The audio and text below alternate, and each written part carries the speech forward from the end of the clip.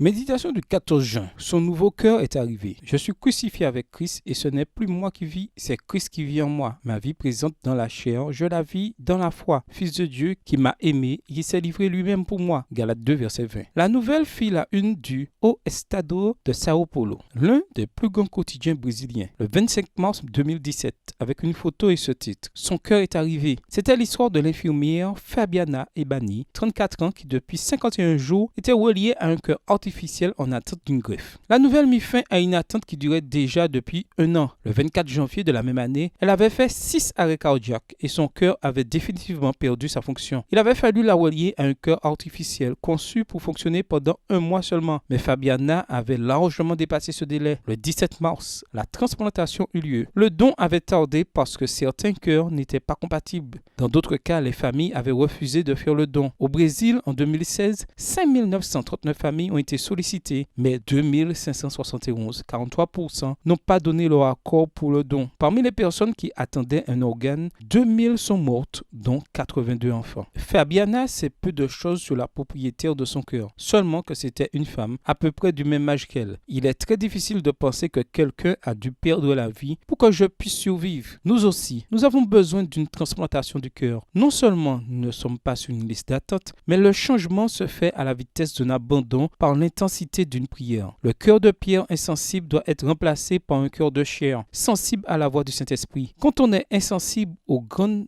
œuvres de Dieu et aux preuves de son amour, quand on ne ressent pas la gravité du péché et que l'on ne cherche pas à se laisser guider par la parole, quand l'urgence du salut ne semble qu'une théorie ou un besoin des autres, alors nous avons besoin d'une greffe. Quand vous êtes ému par les miracles de Dieu, que vous reconnaissez les œuvres qu'il a accomplies dans votre vie, que vous êtes incommodé par le péché, que vous avez faim de la parole et que vous ne parvenez pas à vivre loin du Seigneur, alors vous avez déjà un cœur nouveau. Éprouver un changement du cœur, c'est retirer ses affections du monde pour les fixer sur Christ. Avoir un cœur nouveau, c'est avoir un esprit nouveau, des desseins nouveaux, des mobiles nouveaux. Extrait du livre Message à la jeunesse, chapitre 17, page 69. Comment va votre cœur? Jésus est venu sur terre pour apporter la bonne nouvelle. Votre nouveau cœur est arrivé. Le risque est déjà maximum. Pourquoi attendre plus longtemps pour la greffe? Bonne journée à vous et que le Seigneur vous bénisse.